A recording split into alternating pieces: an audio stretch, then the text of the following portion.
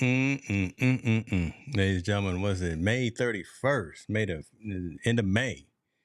Team No Yes, sir. Sleep. Huh? Come on. Yes, sir. End of May. Gotta give a big shout out. Happy birthday to my loving brother Tim Wadholm. He's resting up in heaven. He lost his battle with cancer a while ago, but today's his birthday. I always want to Okay. honor him. Love that. Dedicate the show to him. So my arguments are all for him, man. I'm I rolling with love him it. on Okay. this That's one. ain't nothing wrong with that at all. Ain't nothing wrong with that. And Yeah. I got a little I knew that. And I would just say this that I got something that I didn't show you when we were doing the article review earlier this afternoon, but I got a little something for you later on. I'm have you talk about it. So, Okay. That'll work. I'm That'll always work. coming with something, man. I'm always coming with something. Seeing you in the building, we can start officially. Listen, I've been on these internet streets all day today, but we always come in with Team No Sleep, social impact of sport.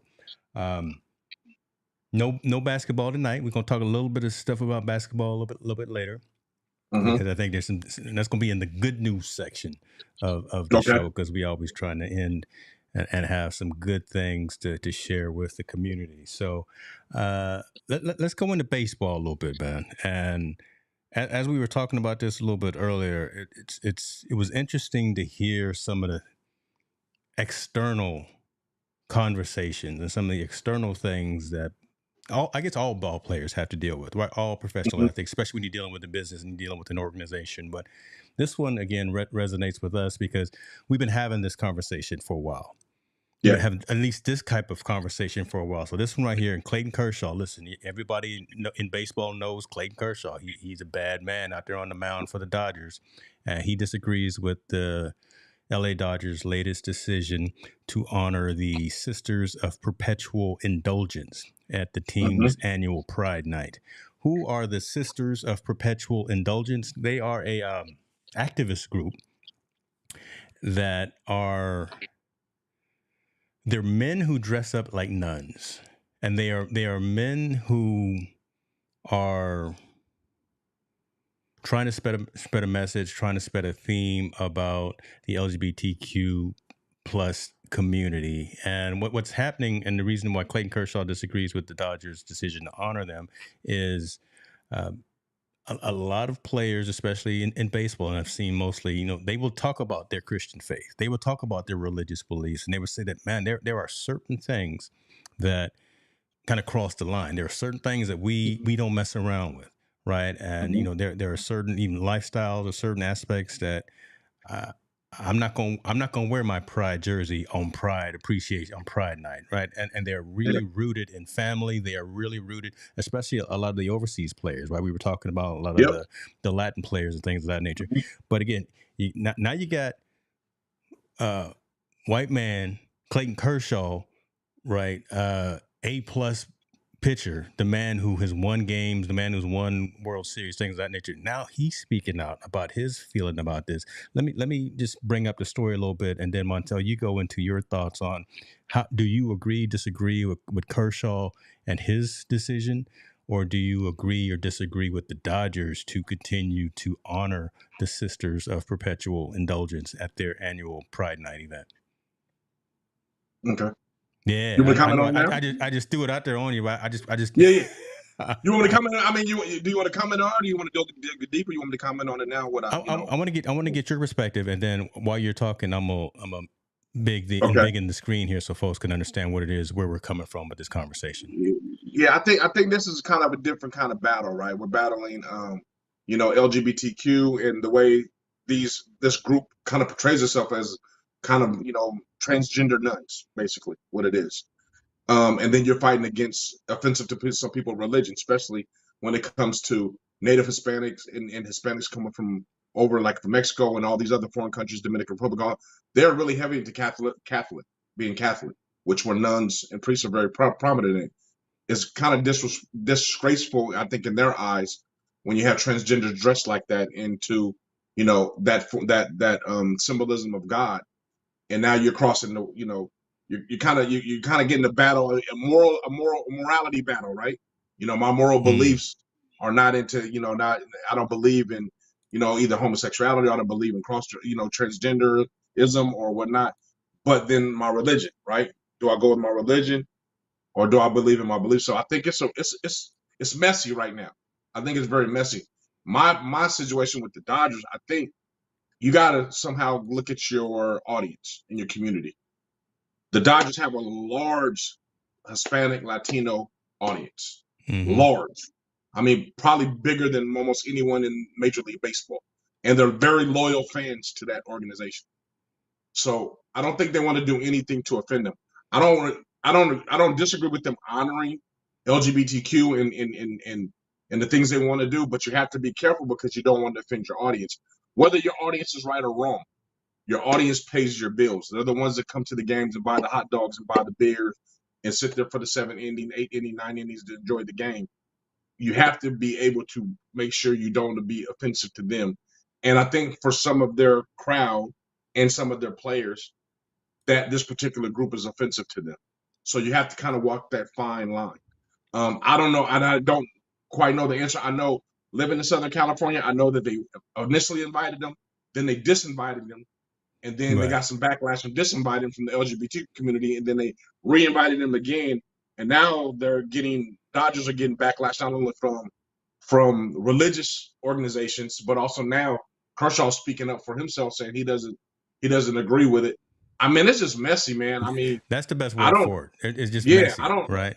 Yeah, I think there's no right answer, right? You cut them off and don't have them, you're gonna get a backlash from the LGBTQ community. Yeah. If you have them, you're gonna get a backlash from religious community. So, and then you got to please your team. You got to try to please your team and try to please your audience, right? Your crowd, your fans. Yeah, they're in the best situation. Go ahead. Sorry. Yeah, I was gonna say, my thing is, and I don't know if it was just me being naive, I didn't realize that there was so much attention paid to external forces, external situations besides the game, right? Let's train, let's exercise, let's run the bases, let's work on our hitting.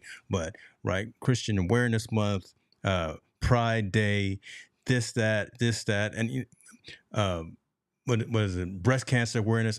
I always, again, I never put 2 and 2 together and said, But that's that's a marketing ploy, right? That's just a marketing ploy to draw. I mean, but this one they got to draw. They did it with the draw, but I think it backfired. As far as now, you're catching all this stuff coming. All the scene. I think the heat is mainly. It's probably not even around the LGBTQ plus community. It's mainly around this group, the Sisters, who, as it says here, is a group of mainly men who dress as nuns, a charity and protest performance group founded in the late 70s in San Francisco. The group denied it was anti-Catholic. On its website, the group said it uses humor and irreverent wit to expose the forces of bigotry, complacency, and guilt that chain the human spirit. Okay, that's one heck of a mission statement, right? But again, it's just messy, and I don't know. Some folks are saying here, and I kind of agree with them, right? It's just not going to win. It's so messy, and just don't know if you can ever please. Can you please everybody? No. Hey, can you have a day or a game or a week for every affected group? Yeah, and here we are, 2 black guys talking about affected groups.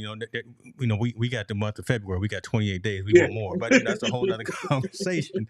No, but we're getting, this is a battle between religion and people's personal preference, right? Yeah, or your sexuality. This is a battle between that on the outside entities, right? The outside entities, like you have this group, and their cause is great, man. To be honest with you. Their cause is actually wonderful. What they're trying to do to bring awareness to LGBTQ, they do it in a humor way. They're doing it in a good way. But looking on the outside in, you can see where it's offensive. That's like if we had a bunch of white guys saying, "Hey, we want to be Black Lives Matter, so we're gonna paint ourselves black and be like Sambo and dance around." Maybe funny, but that doesn't support the black cause because we will be offended by it. So in the same way, I can see why the church will be offended by transgenders dressing like nuns. So you kind of got to understand with both ways. And I understand they just want to try to put awareness out in their own unique way. I get it. But the Dodgers put themselves in a predicament. Yeah. Unfortunately. Now probably with no harm or foul intended, right? Probably with all Yes. the right intentions, but again, so like I got, and I didn't mean to cut you off, but some athletes have objected to Pride Night in recent years. Last season, Hmm. 5 pitchers with the Tampa Bay Rays again cited their Christian faith in refusing to wear the Pride jerseys. Kevin is saying, yeah, it's a marketing thing. It's you got to get fans in the seats, and you're trying to Hmm. appease, and baseball is kind of dying. And we got pitch clocks, we got all kind of different things to try to make the game faster, more exciting. Now we're trying to bring in everybody and appease everyone. Man, it's messy, man. It's messy. Well, you got, like I said, I think someone put things today on the group with the Hispanic community. You have to. That's their fan base. If you're the Dodgers, you have to appease to them. Yeah. You have to. So you can't bring it and act that's offensive to half of them. If they feel that way, you can't do it. That would damage your brand, and that would damage your fan base and those people coming to the game. I think, but this is something unique because now we have religious groups battling, an LGBTQ group, both powerhouses when it comes to outside and making influence happen on culture. Right? Religion has always been that That's way. a good point. LGBTQ is That's now a good here. point. Yeah. Now this is a situation where their butting heads are going against each other, and the Dodgers just happen to be in the middle of it. Right? They happen to be in the middle of it. I don't know what the right or wrong answer is. But I know the Dodgers are going to have to make a decision. You can't just say, "Hey, we'll give LGBT this day and give Christianity or religion this day." Yeah. That's not the answer because you're always going to have this situation. And now that you have players willing to speak up about it and talk about it now that causes a disruption in the clubhouse, right? That causes another distraction within the organization. And the bottom line, the only thing I want them concentrating on is winning games. If I'm an owner, that's it. I don't know what they shouldn't be concentrating on anything else except winning games. That's why I pay them $25 million a year. I don't pay them to really have an opinion. Even though they're entitled to it, I pay them to win games. So with that being said, they got themselves in a predicament. Not all Catholics feel the strategy against strongly against the LGBTQ community. And I agree. I don't think all of them, but you do have some. Mm-hmm. You can ignore you. We can always say, "Oh, but there's some that don't. They agree with it. They're fine. They're okay with it." But you got to also appease to the ones that don't agree with it. You're in a situation in the business of entertaining, right? And the only way you can entertain successfully if you have fans. With having those fans, you cannot displease your fans. That's like sending Public Enemy to a KKK rally to perform. Go ahead, make it plain for them. Make it plain. Yeah. You can't. You won't be able to. It won't work. It's not going to work. Mm-hmm. So they have to have a better understanding. I think of your audience and everything. And I didn't mean to isolate Hispanic, but I just know a lot of Hispanics have a really very, very strong Catholic belief. And I know that's primarily where nuns and priests and all those reside in the Catholic faith. And I know a lot of them they feel that could be offensive. Yeah. In any kind of way. So you got to respect and that. And a handful of them are speaking out about that, right? Yeah. So again, that's kind of where that is. Shirley was asking, are the Angels doing the same? I assume so, and I would that a lot of teams are doing recognition days, right? Because I start thinking about at the AAA level, right, at the River Cats, who is the farm team for the Giants, and they're right here. And I've been to a ton of games, and again, didn't read behind the napkin to think that these different types of appreciation and awareness days maybe had another side of that coin, right? Where maybe the players didn't want to wear that jersey, maybe didn't want to go through whatever was the marketing aspect. They just want to go out there and play. I have a question for you. Yeah. I have a question for you. Where do we draw the line between hate and respect? What I mean by this, hate, right? We can say if people don't agree with it, they hate LGBT, or they're hating on LGBT, or they're disagreeing and they're perpetuating the hate against people in the LGBTQ community, or the LGBT community is not respecting the religious aspect of the people and find that offensive. So where do we draw the line between hate and respect? And that's a question for our audience. I don't know. I don't know because that's a fine line. And people could teeter either way, correct? So I'm saying, especially if you're in the Dodgers' shoes, where do you draw the line between that? Because think about this. If someone says the Dodgers say, "No, we're going to cancel. We're not going to bring them on." Oh, you're hating on, you're perpetuating the hate of the LGBTQ community, right? Because you're not allowing them to come on there and do their thing. On the other hand, you can say, okay, you know what? We're going to bring them. You're offending. You could possibly be offending and not respecting someone else's beliefs and religion. That's truth. Ooh, so where's that line at? Where's that line? So I think we got to ask us. I think they got to ask themselves that as an organization, and then we have to ask ourselves that as individuals. Like, where do we draw the line between hate and respect of another person, or a person's ideology and beliefs? So that's one part of it, and then I also would wonder if employees of the organization, players on the Dodgers or whatever club, are they obligated to recognize? We see in the story that some players are saying they're not going to wear the jersey, but again, and do we fault them? I'm not saying yay, nay, either way. Or I'm not on anyone's side right now. I'm just really being the Doubting Thomas having the conversation. Do we fault them for using their platforms as celebrities, as folks who have followings and things like that, to say how they feel? Do we fault them for not towing the corporate row or the corporate line and doing just what the Dodgers say do? Going out there, play the game, wear the jersey, support the cause, or are you more than just an athlete? Yeah, I mean, I think athletes should have their opinion, right? Because at the bottom line, they're humans and they're citizens of the United States, so they should have their opinion. And I think using that platform to use their opinion is fine. I don't think just because you don't use your opinion to support doesn't mean you're necessarily a bad person, right? You just have a disagreement and you don't agree with that ideology. There's nothing wrong. That's what makes us all different and makes us all people. Just because he doesn't agree with that cause or what what at least that group is presenting for that cause, that doesn't make Kershaw a bad person. He's stated his opinion. That doesn't mean he hates gay. That doesn't mean he hates the LGBT community. He doesn't like what that's doing as far as that group is particularly. He feels it's offensive for him and he doesn't want to support it. That's fine. It's perfectly fine. I'm sure there's probably some people that are in the LGBT that don't like baseball and don't like Hershiser. It's the same way. But there's nothing wrong with voicing your opinion and saying, hey, you know what, I don't agree with it, and I don't agree with them bringing that group in here. I don't agree with celebrating that cause. Let's remember not too long ago, 15 years ago, 25 years ago, people didn't want Martin Luther King to be a holiday. Matter of fact, Arizona was still fighting. Yeah. So that cause that we know is an honorable person that did think, people were fighting and having that as a national holiday just because they had a different opinion. They didn't want to honor that person. Okay, did we crucify all those people that didn't want to honor him? No, he doesn't want this group to be there. He doesn't feel this group should be there. He doesn't want to celebrate it a minute. I don't feel there's anything wrong with it. Yeah. It's just that's his personal feeling. Yeah, and I agree. And again, I'm just asking that question just for everyone listening and watching to spark the conversation. And I got on the screen right now, quote says that it has nothing to do with the LGBTQ community or pride or anything like that, said Kershaw, who held a players only meeting in the clubhouse before Monday's game. This is simply a group that was making fun of a religion that I don't agree with. So he's stating clearly what he was saying right there. And I want to put this comment up by Kevin. Kevin saying the LGBTQ community would say religion is a choice.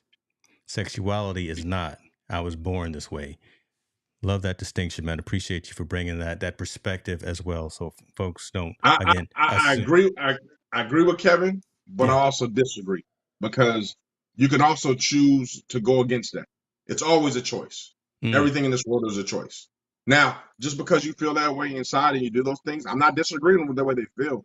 But at the end of the day, you have a choice. You have a choice to react to it or action on it or not action on it, right? No matter what. I have action. I can feel like anything I want to be. I feel like I want to be white. I'm white. I'm identifying as a white person. I can feel that way all I want, but I may not ever react. I may not ever act on it because it's a choice whether I want to do it or not. That's what I mean by choice. Now, the way you personally feel and the way what's your story and what's your truth, that's completely different. But no matter what it is, you have a choice in everything you do. Everything. So, religion is a choice just as well as your sexuality, just as well as what you want to identify with. It is all a choice.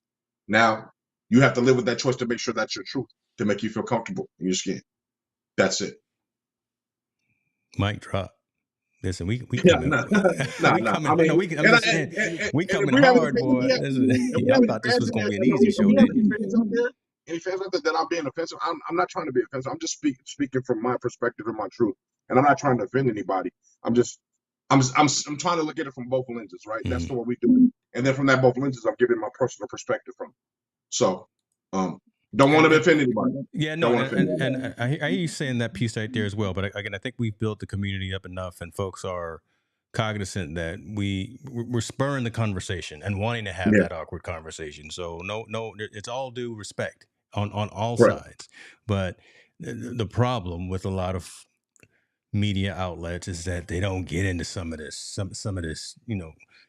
Nah, antsy conversation, and we're doing it. And sometimes we're gonna laugh, sometimes we're gonna smile, sometimes we're gonna cry, and we're gonna yell, but at least we talking about it, right? yeah. At least we getting into it. You know what I'm saying? Like Shirley said, we preaching here on Wednesday. We're gonna take up the collection. Y'all can send all ye tithes and offerings Yeah. and put I them don't, in I don't want to be the preacher. I just want to be the person that gives a little bit of perspective, man, just from a different lens, right? Because everybody yeah, lives their own world and are going their own way. Let's just give a little bit of different perspective from other people's lenses, just so we can better understand each other, so we can grow from it. that's I it. mean, and before we move to next story, I'm hoping in that instance, whatever the Dodgers do, that whole organization does, I hope they figure out a way to grow from it and appease everyone, right? Yeah. I mean, try to appease everybody. But I want to definitely say that group, I forgot the name of it, whatever that group is, man, their cause is pretty powerful. I know that. I read a little bit about their cause, and I seen it on the news. What they're trying to do is very, very powerful and trying to very, very bring a lot of awareness to LGBTQ. And I know they're doing mental health. People Mhm. that are they're in that phase of transition phase of being transgender.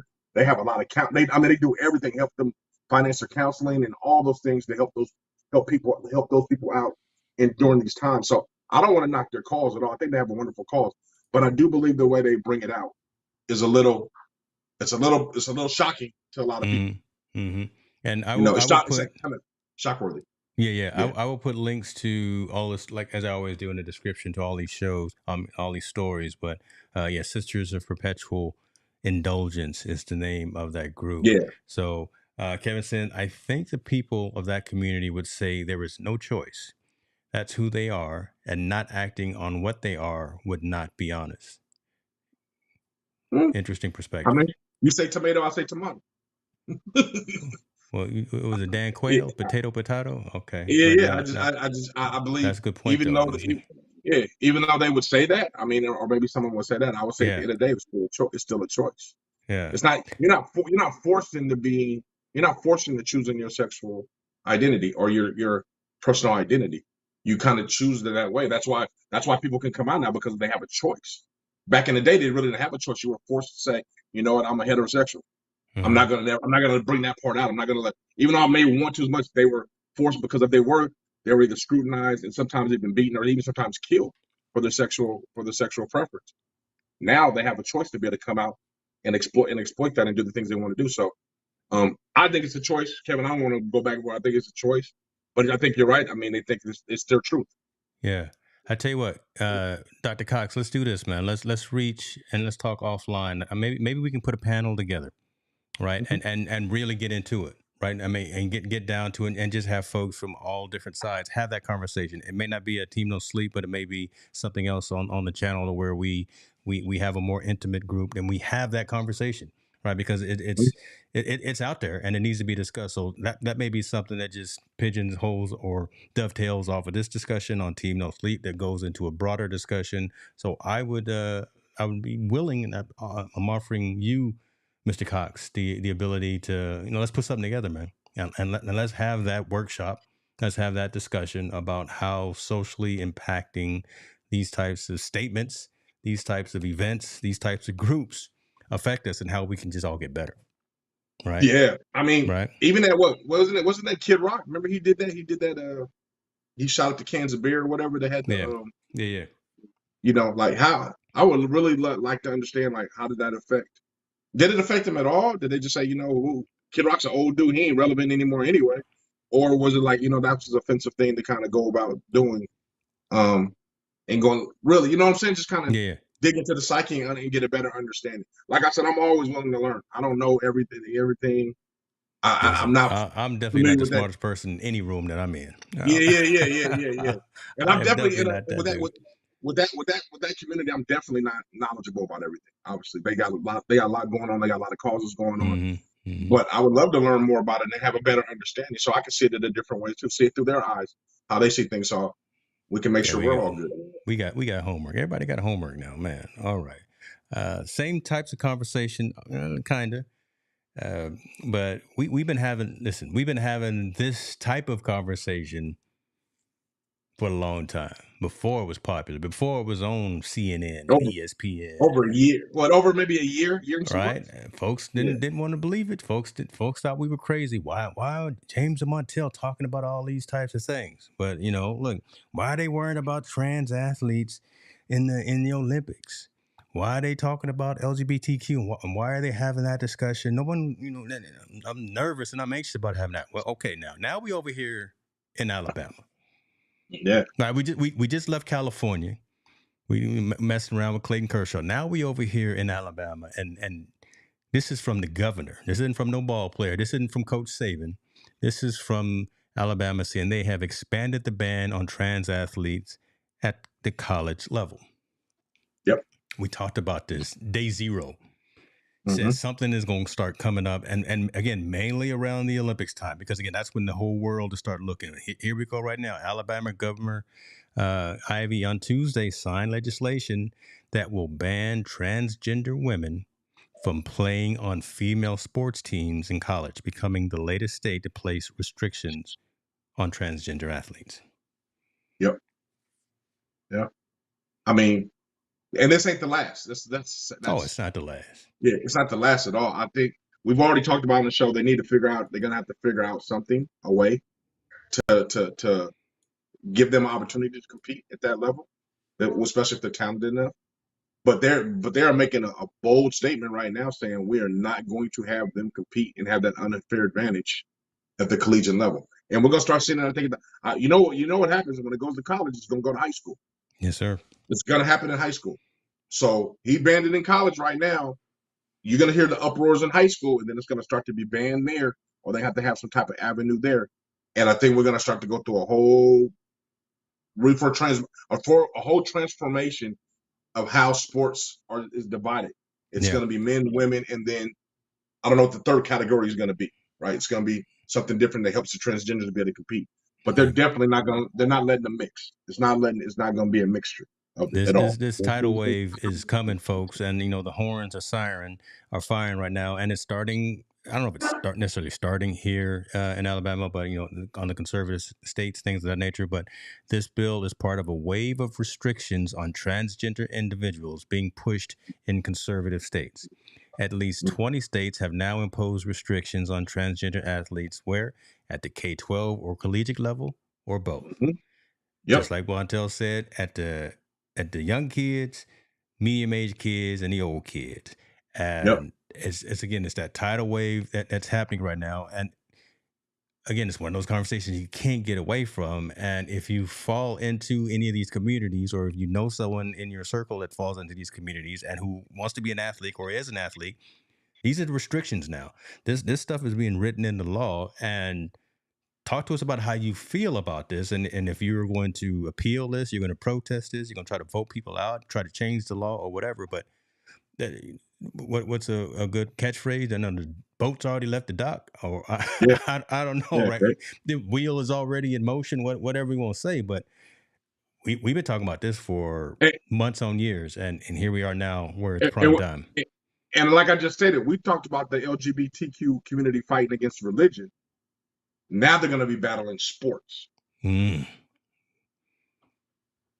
got two battles. They're going to have two battles going on. Yes. They're going to have to battle sports to try to figure out their avenue and their lane in there. And now we see with the Dodgers thing, they're battling religion. I mean, start mixing them two together. They got a lot to go with, and we already know, sports is a juggernaut, and we already know religion is a juggernaut. They taking out, they're David and Goliath between both of them. They trying to fight both of them. And And so all they and got let's is talk about this too, right? You think about it yeah, from the middle of the country. You think about it from the Texas and the Alabamas of the yes, world. We fair weather fans on the West Coast. Come on, right? Listen, we yes. not. I'm gonna say we not real fans out here. But you go to Texas, you go to Michigan, and you go to Alabama, and you Well, start talking about these well, sport, I especially like what you said. collegiate and high Not school only sports. we fair weather friends, but we're also liberals, Yeah. right? Mm. I mean, and California is very liberal. We ain't a little liberal. We're very liberal. We look at Hmm. all sides of the angles before we decide on anything. Those states, strong, conservative, our way, no Hmm. way. And if you're in our way, we're going to beat it out of you to become our way. You know, they're very, very, very, very strong conservatives on their beliefs and don't believe in budging in for no shape, form, or fashion. You got to think. We still, we're 2023. And I'm just giving an example. We're still battling for rights for black people in some of these states. Hmm. We're at 2023. Mississippi still got crazy ass laws where they can still hang Hmm. people and all this other stuff. It's still in Hmm. effect. Just live laws. Now the transgenders are going to be battling that those same states in things they are very passionate about, which are their religion and their sports. That's an uphill You know, battle. It's an uphill yeah, that's battle. an uphill battle, and I honestly believe before anything happens, this is gonna have to go to Supreme. Like it's gonna go up that high for them to get some ruling on some of this stuff because I think this stuff is happening more rapid and faster than people think. And I think these deals are being done under the table without people knowing it and just getting pushed out there right away to make sure they cut it off before anything happens on to make it a law. Hmm. So LGBTQ community is not even having a fair chance to fight, right? They don't know. We don't even know what laws happen before they happen, right? They just put them in effect. Yeah. I can only imagine this kind of situation right here to give them some type of equality in the sports world. It's just going to be a real uphill battle for them to get the rights they rightfully deserve in order to participate in sports. Hmm. And not trying to change the focus, but I start when I read this story, I start thinking about what's going on in Florida. Right. I start thinking about DeSantis, right, and Mhm. his legislation about curriculum and education around ethnic studies and around African Americans, things of that Yeah, nature, right? And 2024 is going to be a trip, y'all. Listen, we voting in 2024 for federal government, and again, back to the sports side is when again the world is going to get together for the Olympics. This is a prominent conversation right now, 2023, and it's going to continue to bubble up, and you're going to start seeing the major news networks asking those individuals left, right, and center who are running for office your thoughts on this topic right here. but And before you move on, give them an explanation what's going on in Florida in the Santos situation. Like, what are they trying to do? I mean, you what need is to give he? them a little background. Just saying to give them a little background what they're trying to do. Listen, okay, let me sit up straight, man. Because what is he trying to do? What has he done? Right? He is literally Yes. taken out many.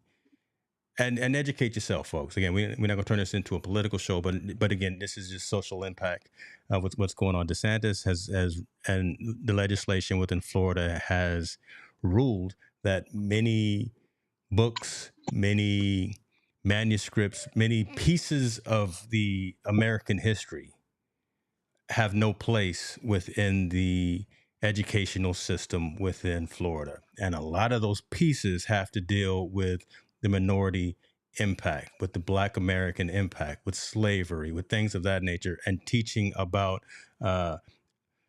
one's culture, especially for Black Americans. So he's actually removed a lot of that from the curriculum. He's got his folks that are on the board of education in Florida saying, "Yep, we don't want this in our schools." The poem that was written and wrote and spoken at the inauguration, what's her name? Amanda, young Black lady Yeah, yeah, who yeah. that African American poem has lady. actually been pulled out of the educational system in Florida as well because of the fact that Florida has ruled that it has no educational value, and that You saying it nice, man. You I saying it know so I'm nice. sitting here trying not to Bottom elevate line, my he's voice trying to right now, remove. but He trying to remove all African American a lot of Latin American and a Native American history out of the curriculum. He wants it to be straight Euro America and white America history only. It's not teaching us about anything. It's not teaching about the Martin Luther King's, Malcolm X, not W.D. Du Bois, not none of them. Grover Washington, none of that history, Black Panther history, none of that is going to be erased from the history books and gone. And the funny part about it is that state is made up of, I think, 63% of African American and Latino. Amanda Gorman is the name. So you're going to tell 63% of your population you can't learn anything about yourself and your history. That's the bottom line. What they've done. So can you imagine? That's just based on your skin color and where you're from. Can you imagine someone that has a difference between it doesn't agree with someone's sexual personality? I don't know how you're going to pass a law in anything with that if they don't agree with it. If they have enough power to remove things of history and rewrite the whole educational system in there, imagine what power they have to do to keep people out and keep them from being around. I think we're in a weird state in our country, like a weird space right now, because we have a lot. I mean, people don't want to admit it, but we have a lot of racial tension, and it may be in California we don't feel it as much as other places, but we do have we're racially divided.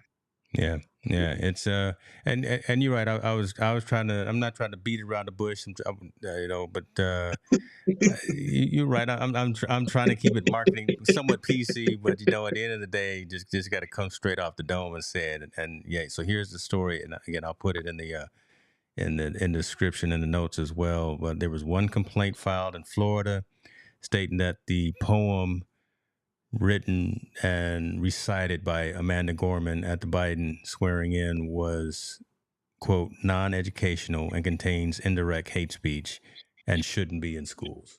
And that one complaint, that one dissent was the reason why that is no longer part of the lexicon of the educational system in that state. But can you imagine their social studies? Like, they don't learn about what happened to George Floyd or Breonna Taylor, Amanda Arbery. They won't. According to them, we won't know.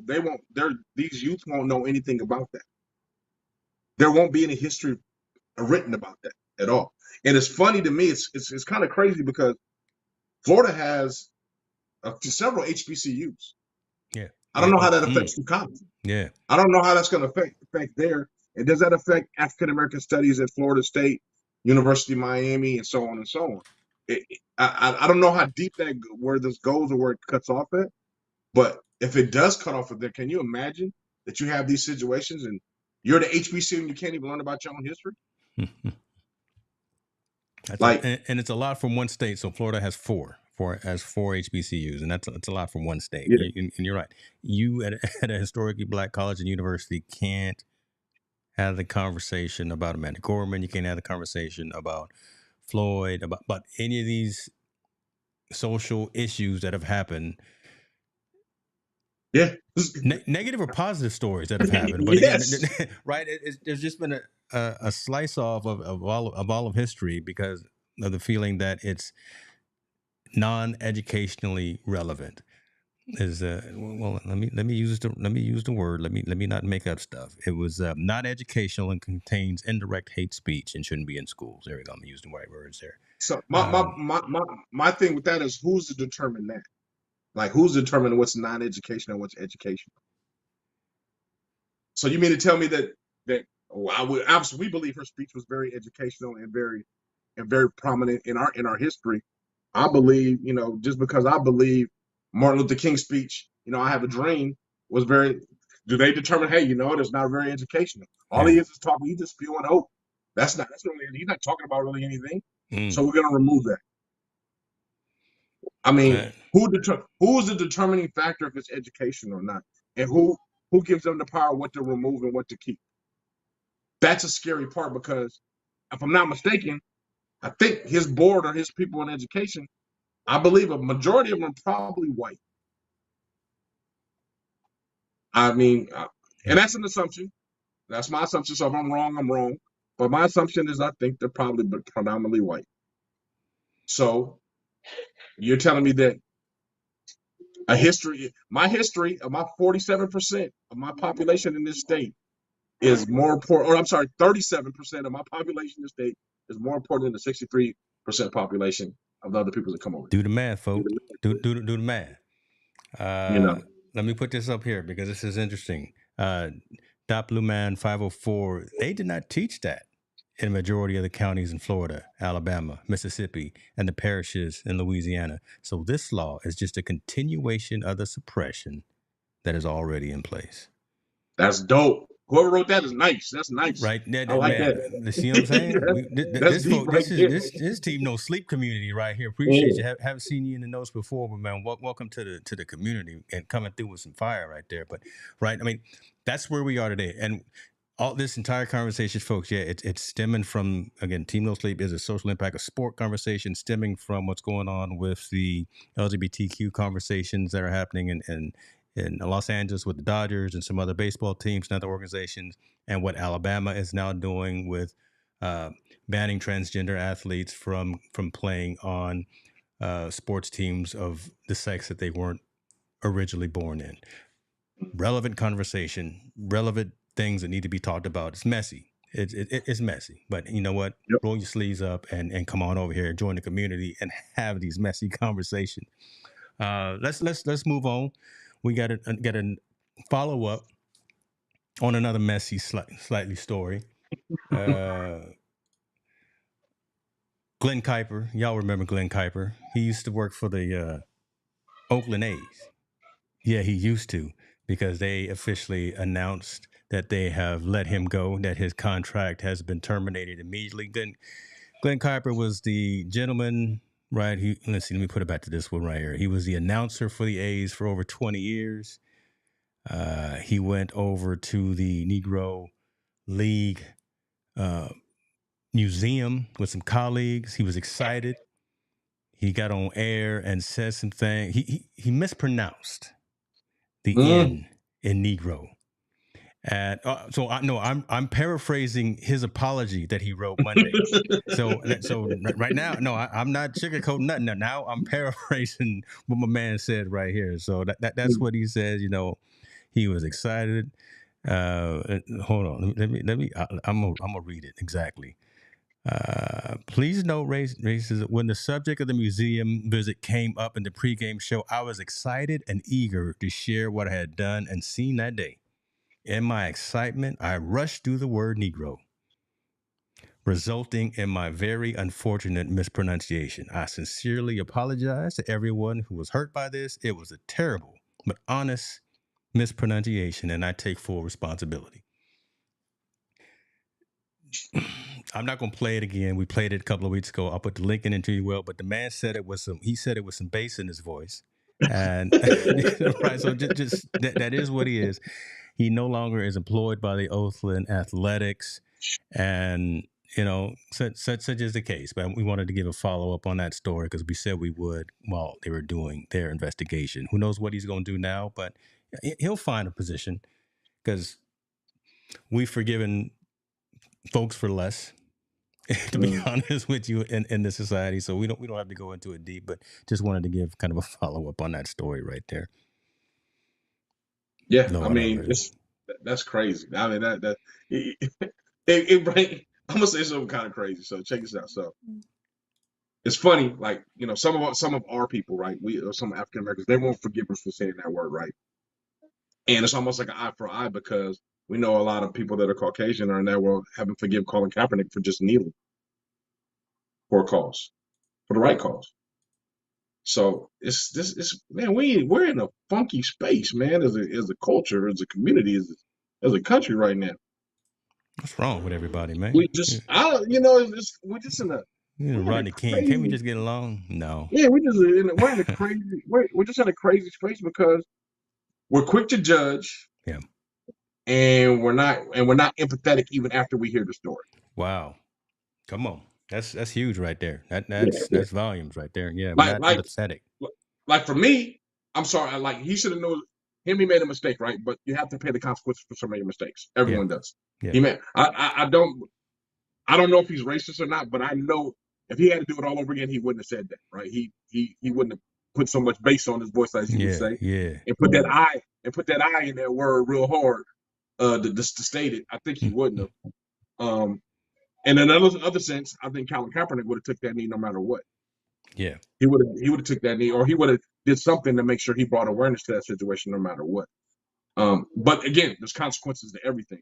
I'm sorry he lost his job, but that's the consequence of when you say something like that on the air. And he's not. Jimmy the Greek did it a long time ago. He got fired. Jimmy the Greek. It's not like this is new, right, in that profession, right? If you're in that profession and you say something very out of content, especially when it becomes race related, typically you get fired. Lord, it is what Jimmy it the is. Greek. Now, Jimmy the Greek, he was he meant what he said. I truly think he meant that word. That was the first time he used that word. Put it that way. Yeah. Okay. See. Yeah. He has some bass in his voice. Just saying. We're not gonna play it again. We're not gonna give him the. We're not gonna give the airplay for it. But that is what it is. So there's the follow up on that. Let's get into some good things, man. We got all this negativity, but we gonna end this week. What's the comments in there? Ain't nobody commenting today. They quiet today. See, we everybody is in shock. I don't know. There's no game on. I see, right. There's no basketball on. We're gonna talk basketball, and there's no hockey on. Maybe they're watching baseball. Who playing right now? I don't know. I know nobody watching them Padres because ain't nobody watching them Padres. That's all right. We'll take that jab right now. We'll take. And I forgot Sacramento's team is who? Okay. Oh, that's what I thought. Yeah. See, there we go. See, now you just being rude. That don't see. Okay, touche, brother. Touche. Touche. Oh my God. I'm looking, and it's kind of a low week too, and just in terms of big breaking news that's happening right now. Not a lot is happening, but let's go back to basketball. Around the NBA Finals, we got the Heat. They were finally able to knock off them Celtics. And listen, if Boston had won and came from an 0-3 deficit, I would. If I had any Heat gear, I was gonna burn it because you just don't let nobody come and beat you like that. I am a Tatum fan. I've always been a Jason Tatum fan. That's a bad dude right there. Look, he hurt his foot first play of the game, but he's always come. He don't choke as much as some of the other players, but he's exciting to watch. I do like when Tatum is on one, he's on one, right? Okay, I'm getting no sympathy, no empathy, all the empathies, all the thieves. I'm not getting them from. Hey, Allen. You know what, man? He can say what he wants. He can say but if your ankle was that hurt and you didn't want to give it a try, that you thought you could be effective, the moment you knew you was ineffective, get out the game because somebody else could. Ain't nobody. You know better than that. You the superstar, not just the star. No. Because we'll go patient tell. LeBron James. Yeah. LeBron James hurt his ankle. He went out the game. When he couldn't try to come back in the playoffs, he sat out. They lost. Yeah, they lost, but he sets out. Jason Tatum's going to now use the excuse. He played the whole entire game. I gave it a go. I was out of it as soon as I twisted my ankle. Then why are you even in the game? Why are you hurting us in the game? So he's more of a liability from your side. Okay. So you're giving us a pre-existing why you're not showing up. Why you didn't play good. Oh, it was my ankle. That was his excuse. We knew that was the excuse in the fourth quarter when he knew they lose. Hey, I hurt my ankle, so that's why I wasn't playing good. Bottom line, they got beat. They got beat bad.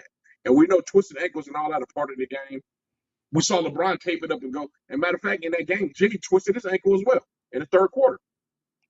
He came back. He still played. Okay, you making decent points. I'm gonna give you kudos on that. Yeah, you making points. And don't get me wrong. I know severity strength for some are worse than others. Yeah. But when you have the really bad ones that you can't play, you're not gonna be able to even go another 3-4 quarters and keep playing.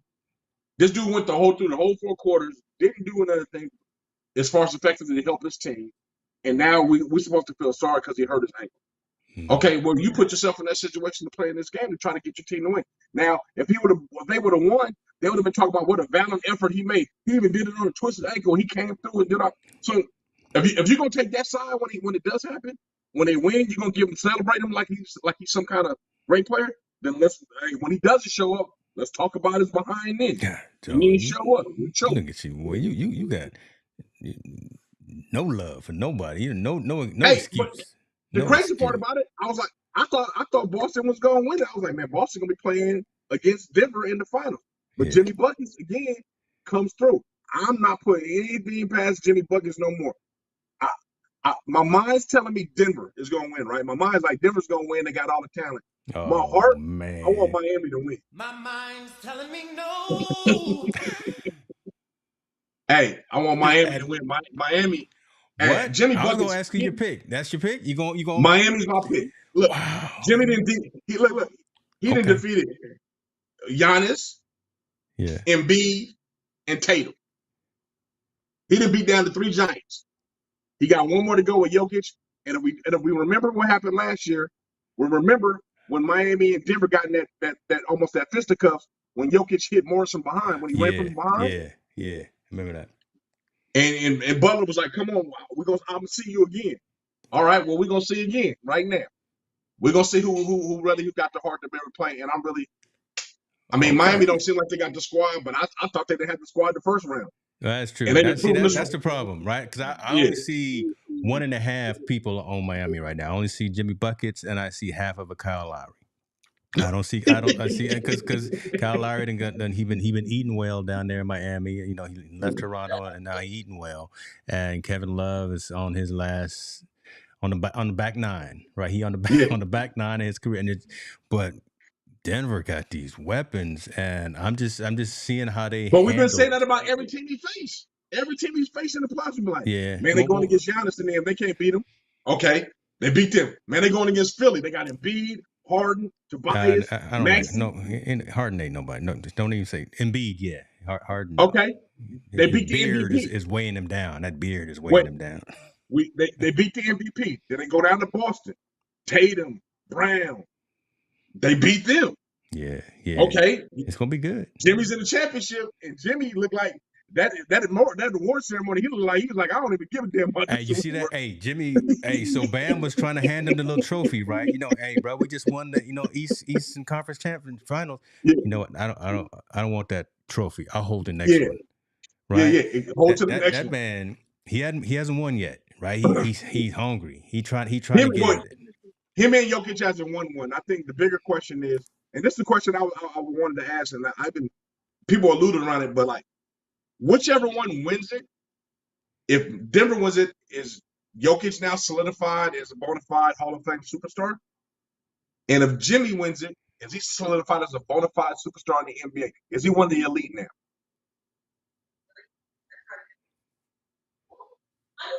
Because right now, this question is about both of them. Yeah. Even though Jokic has done all these things, he's soft, he hasn't won it, blah, blah, blah. Jimmy always been in that team that just can't get it done because it's always him. Yeah. If either one of them win it, are their superstars solidified as being one of the top dogs now? I think Jimmy's already there, right? I mean, no, I think it's the other way around. I think Jokic is already there. With 2 MVPs, Jokic is already there. I actually, and this is in all due respect, I put Jimmy in the same class as Barkley, right? Just in terms of, again, they haven't got it yet. I think Jimmy's gonna get one before he retires, but we still respect him. We don't like Charles talking all the time, but I think Jimmy Buckets Butler, man, is a bad man, and folks recognize that. Yeah, he's been in the game for a long time, but he don't talk about him the wrong way if you want to.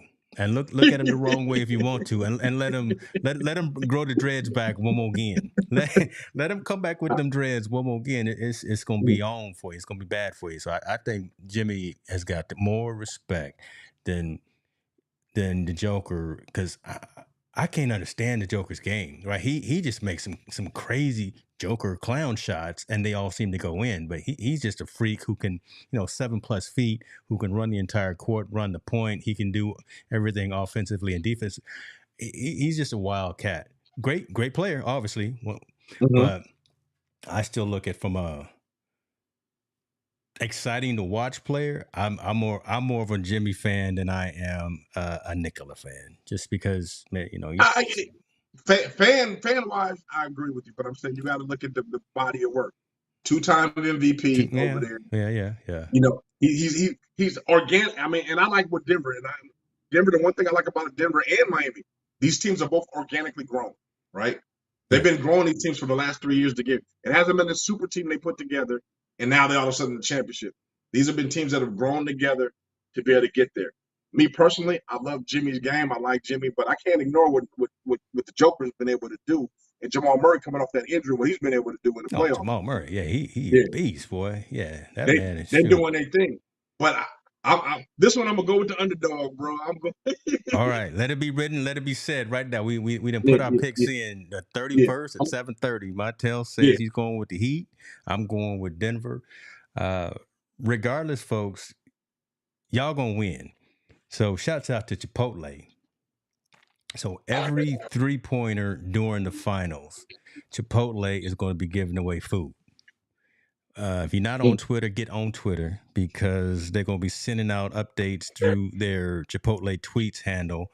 And the first 300 fans to text designated code back to their number will receive free food. Chipotle says it will give away up to 10,500 free entrees per game. Bruh, I'm finna have me my sofritas bowl.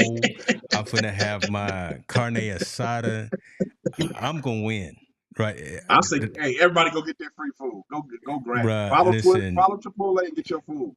Get your free food and follow Twitter, and you know every time a 3 gets made, they're gonna send out a tweet and get your food. There you go. So long-winded, long answer short, we gave you our picks, talked about the finals, but at the end of the day, it's all about this right here. And Dr. Stone knows carnitas for the win. Come on. Right. I'm trying to watch the figure too, so I'm gonna get the bowl without the bread. Right? Because I don't want a whole bunch of bread. So I'm just gonna get the kind of animal style. You're gonna go with the rice. You're gonna go with the rice and veggies. That's what you brown rice. We do brown rice now, you know. I got a question for our fans and our people that follow our followers. And we know graduation is happening. Congratulations to all the people that just graduated from high school or graduated from high school this week and graduated from college. Congratulations on you guys' achievement and accomplishments. Much so. Mm-hmm. My question is for the parents or the relatives or the friends of people that their kid has graduated from high school. And my question is, why is this generation so afraid to go away to school? It's been, I mean, the parent or the kid? Both. I want to know why we're having such a fall off from kids being so afraid to go away to school. Because this is transcending from the portal, right? We have the portal. We know this with sports. Most kids are coming back in to come back home or they're transferring back home after doing 1 or 2 years. Yeah. They either so homesick or so I'm wondering, what is the fear factor of leaving, going away to school and, being successful and finishing school and then coming back? Somewhere there's a break there. And I'm very prevalent in the high school world, so I know a little bit more about the average, more about it than the average bear. But I've been asking this question to a lot of people, even administrators. I asked my wife, I asked my sister-in-law, I've asked all these people, and I've even asked my daughter, like, what would make you, why are kids so afraid to go away to school nowadays? And minus cost, I don't want to hear about cost because cost is an issue no matter what. Okay. Outside of cost, and if it's affordable, why are kids still so afraid to go away to school? And I'm talking about even just afraid to go to the next town. Some kids don't even want to go up Northern California from Southern California. They don't want to leave to go to school. And I'm wondering what is causing, what's the problem? Why is that such a strong fear to leave home nowadays? That's an interesting question, man. I mean, and I mean, it could go a whole bunch of different ways, and this is just off the dome here, and obviously everyone in the comments chime in. Fear from issues that are happening around society and being away from your nucleus, being away from that comfort of home, right? Being close to mom, dad, sister, brother, and things of that nature. Is it just social media society where, and I'm gonna say it. Why'd you get that smirk on your face, man? Why'd you get that smirk? I saw Now, that little sprinkle. Y'all know I what need to that get meant, but off go ahead. camera, boy. Cause I'm on. Listen, again, it's another one of those weeks where I'm here by myself. So this was coffee earlier. This is Okay, there's a little something. There's a little douce in there right now. I feel you. Is it the social media world where we done messed around and got a little soft? Where I mean, Well, and I don't meaning, know. and I say that, and I want to be somewhat respectful when I say that. It just folks are hesitant to get out on their own because they're too comfortable being at home, and not maybe the parents or maybe the community hasn't trained that the youth on how to be self sufficient and be independent and go out there Mm, and do it themselves, right? So but, that's another but, aspect that I would think. but see, to counter that, it's funny to me because okay, at 17, 18, you're excited they just graduated. Okay, baby, stay home, stay home. A year from now, you're like, when you gonna get out and get a job? Yeah. When you gonna go do something with yourself? You know, you going to JC and coming home and being to be home. You know, now not only you get to be home after you here now 10 hours, 20 hours a day Mm. because now you only go to school half the time that you was going before. So I'm saying, where have we? And that's just counter what you were saying. I'm saying where we lost it because I remember at least our generation, we weren't afraid. Like hey man, I'm going to school. I'm getting to get up out of here. I'm gone. We were preparing for ourselves to leave, and we knew, and I think we always knew we could come back. Right? We were coming back after we graduated, or we're coming back during break. We're not missing that much, and we didn't have as much technology. We didn't have the ability to FaceTime. We didn't have the ability to call anytime we want to. We didn't have the ability to do that. But now kids have all these avenues where you still feel home even if you're away, but yet they don't want to go. And I'm wondering why. I need some answers why. What's the problem? Yeah, I'd be interested. Those are the two things that I thought of initially, right? Just that we haven't trained up the youth effectively enough to go out there and be comfortable with going out there on their own. You say Okay. leave the financial piece out of it. So I got a better question for you. yeah. What made your two go away? Because you got two that went away. They left home. They left the desk with no problem. So Well, yeah. what was different from them than they know they got friends that are still at home? And that okay, and the reason why they chose to go to places that were different than a lot of their friends as well. We raised our kids to be pretty worldly, right? They got stamps in the passport, right? Mm-hmm. So they've been around and they're comfortable and confident in and of themselves. So our daughter said, we told both of them, spin the globe, go wherever you want to. Don't Mm-hmm. don't let anybody that doesn't live in this house convince you that you need to go to this particular school or this particular state or whatever the case may be. You make that decision based off of your grades and what you want to do. That's what they Mm-hmm. did. Jordan said she wanted to go down to Los Angeles to go to UCLA. She got accepted in every school that she applied for. So shouts Mm-hmm. out to her for that. I want to give her props on that. She said, you know what? I got a lot of friends going to some of these other places, but I don't know anybody going down here, and I want to go out there and do me and be me. Mm-hmm. That's what Isaiah said too. He said, I'm gonna go. We thought he was going to Nevada. Right. Mm-hmm. We was all ready to take him up to UNR, but sure enough, found out I guess a handful of other folks were going there, and then he took a tour of OSU, Oregon State. He said, Mm-hmm. "Man, listen, I'm going here. I don't know anybody. I'm gonna start over." But again, it's because they already have that foundation of I'm comfortable in me. I've been to other places. I can be personable. You saw how. Listen, I'm gonna put you out on Front Street. You made the comment as well. You saw how my daughter was acting, man. So they've been around folks, Mm-hmm. and they know how to react and they know how to act. So they're real strong in and of themselves, and so that's something that me and my wife instilled in our kids early. And I just Mm-hmm. don't know if that's the minority or the majority of what's going on right now. The helicopter parents out there. I'm sorry, I don't mean to pigeonhole y'all, but folks that are just in the kids' business all a single time. Every time they fall down, you're picking them up. Nah, let them stay down for a minute. Let them Mm-hmm. get up on themselves, and they learn from that. And I just think again, maybe we got a little too soft as a society and not letting the youth mature. I agree with you. I do. I agree with you 100% on a lot of those things. I think there's that element, right? You were able to raise your kids and provide them opportunities to see other things, and so they knew, hey, if I Yeah. go out there, I know there's another world outside my 10-block radius, right? I know Yeah. there's another world Yeah. out there to go. I'm saying kids that it used to be kids in that 10-block radius were ready to go. Yeah. They couldn't wait to get out to go. Now they don't want to go at all. And I hear every excuse in the world, I don't want to leave my parents, I don't want to leave my friends, I don't want to do this, I don't want to do that. I'd rather stay here and get a job. I hate to say the numbers, the numbers don't lie. Without a college education, you cannot get in the door. Period. There's any legitimate way you think you can make money at an 18 or 19-year-old is being gone. It's being taken away. True. Unless you can't become a hip hop star overnight no more. That doesn't work. It doesn't work that way. Unless you're probably an actress or an elite athlete. Basically, education is our way. Is our one for sure fire way that we know we can get ourself in the door and be able to most likely make a living that can take care of ourselves and our family. Because it gets our foot in the door. Yeah. But we have now more and more kids not wanting to go away, and I'm having a hard time understanding why. The reason why. Like I said, I talked to a friend that was in administration. He was like, again, kids are just scared. They're mostly just scared, and then not only they're scared, their parents are scared.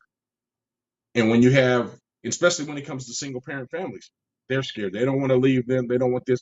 And then when they do, some of the ones that do get an avenue to step out, the parents open the door wide open for them to come back and not let them, like you just said, endure a little resilience and kind of figure it out and get a little bit of more tough skin and endure. My son's in Minnesota, man. Yeah. He's in 7 foot below snow. And he's like, hey, it is what it is. It is what it is. I got to be. I'm going to make it work. Yeah, I got to make it work. So I'm just kind of wondering. I just can't comprehend why kids aren't leaving. And I wonder if our fans or our audience out there could say, give me some reasons why they feel that these kids don't want to leave home. Like, why are they not? Because this is the next generation, right? This is our next core of kids is coming out. And it's only getting worse and worse. And I'm not talking about athletes. I'm just talking about students in general. They do not want to leave. And like I said, they have all the technology now.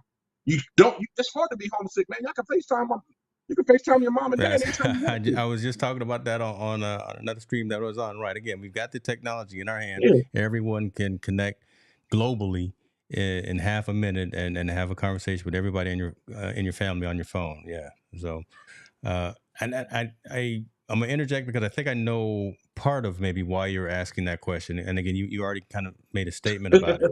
It's because you're so tied to the youth, especially the youth getting out of their own way and taking advantage of opportunities.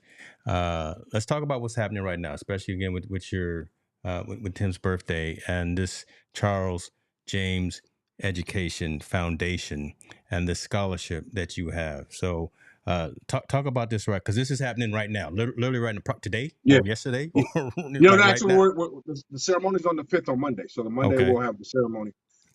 Typically, so what this is I partner with Charles James Education Foundation, and I started a scholarship awards in honor of my best friend Tim Wadhome when he passed away from cancer last year.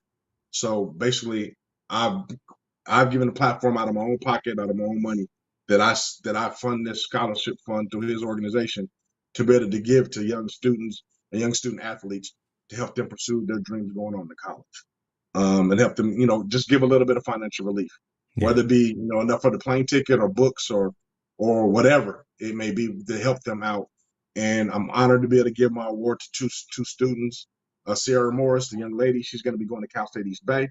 She's a basketball player. Nice. She's going to be playing hoop there. So she's one person that we're honored that I'm personally honoring. And the other one is Marcus Macon. He's a young man that's out of Palo Verde who just overcame a lot of adversity to have successful. And he's actually going to be attending school with my son at Southwest Minnesota State. Nice. So helping them out. We have other one, Coach Carter's been awarded, and other two people are being awarded for their academic prowess and some of their athletic achievements. So Charles James has set up a really great foundation for us to honor our community and be able to give back. And instead of me reinventing the wheel and doing my own thing, I decided to partner with him and go up under his umbrella and make his umbrella that much stronger while being able to, do my own thing and be able to give out, scholarship awards in honor of my best friend. You didn't know I was going to put that out there, did you? Nah, I know you're going to put me out there like that, but it's all good. It's all good. It's for a good cause. That's what's up. Yeah. Yeah, it's for a good cause. I mean, I'm not asking nobody to donate money because they don't have to, but if they're ever intrigued to donate money, it's a tax write-off under his foundation. It's just something, man, that's real. It's passion from my heart. Like I said, when my best friend died, man, it was really hard for me. We talked every day, damn near, and he got me involved in my career that I do now. That he got me involved in a lot of things. And we played football together. We were roommates in college, so I've known him more than half my life before he passed away. So the only way, instead of just pouring out liquor and sending flowers, man, I wanted to start a scholarship in his name and start scholarships in his name because this year I've expanded it to 2 instead of just 1. That's So that's what's up. yeah, That's yeah. so, and that's the quality of the character, folks, that we dealing with right here, right? Montel didn't have to do that. He did it because he wanted to. Felt the need to do that and giving back to society, community, and to have it in honor of his best friend. That just shows reverence to that right there. So, give you these flowers, brother. I wanted to give you these flowers. I know you wasn't ready for that, but I had to throw that out there. But I figured that's the best way to end tonight, with that story. And I will put the link to that foundation and to that scholarship, and so folks can get a little back history on that as well, so they can check it out for either this year and future years, man. Sure. There we go, man. We covered a lot tonight. Listen. I'm Yep. not going to the gym tonight. I'm probably just gonna sit on the floor, take a nap. Be honest with you. Hey man, I gotta give a shout out to Bert, man. Bert always giving us some love. Bert Bert, Grossman, man. that's a good man. Yeah, That's my dude. That's my dude. He's always showing us love and always trying to plug us in with everybody and anybody within this circle. But I mean, I want to give a big shout out to Bert. They got a game. Good luck to the Arena Football League this week coming up. Strike Force. I'm sorry, not arena, indoor football. Get it right now. Come on, see. Yeah. There you go. I can't say my wife shouted in the background. He said, don't say arena, she said indoor. So indoor football, shout out to the Strike Force. Hopefully they get a big win against Tulsa this week, man. And if anybody wants to go, that's out there in the San Diego area, please purchase your tickets and use SDNFNL as your promo code. Get you a little discount and celebrate, man. It's actually a pretty good event, pretty fun. Yeah, actually, it's not what you expected. If you're looking for football, it's a little bit different what you expected, but it's very entertaining. Yeah. Shirley was saying, back to the story we were talking about, could it be the kids are so socially awkward in the physical sense that they can't leave their base, their core base of friends? You know what? We're going to take both of these. We're going to take the one about the LGBT, and we're going to take this conversation right here as well. And we're going to expand on this. So we're going to be like crack dealers. We're going to give you just a little bit right now. I got to stop using that. Every time I think that and say that, I know I can't use that analogy no more. But we're going to set it up, and then we'll bring it home. God, dude, before we go, that's so ironic you just said that, because I just watched the documentary on the Supreme Team. If y'all don't know who that is, that's a notorious East Coast gang that was notorious for that, for cracking it. And one of the cops said that he used that as a metaphor. Man, y'all got to train me, man. Yeah, you gotta get rid of that one right there. You can't take me in public, man. That's it. I'm done. You don't want me speaking no more. Montel, take us home, brother. Oh man, please, everybody out there, say a prayer for everybody. Happy birthday to my man, big time. And all I want to say is, please get comfortable, have an uncomfortable conversation so we can all learn from each other. With that note, we out. Peace.